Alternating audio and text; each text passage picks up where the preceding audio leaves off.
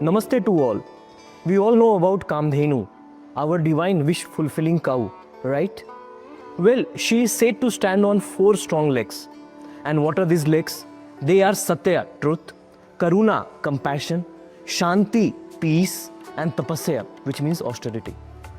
No, these were not just some nice moral values written in some book. These are 4 legs.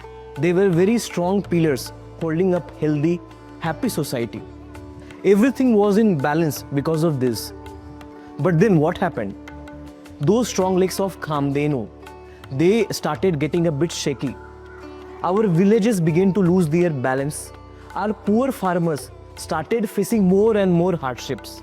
And we started searching for peace everywhere else, even in YouTube videos. Can you believe it?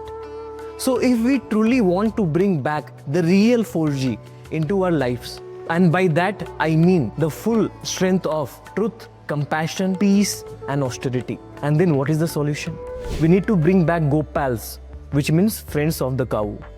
And of course, the cow themselves. You can think of this as an upgrading to 5G.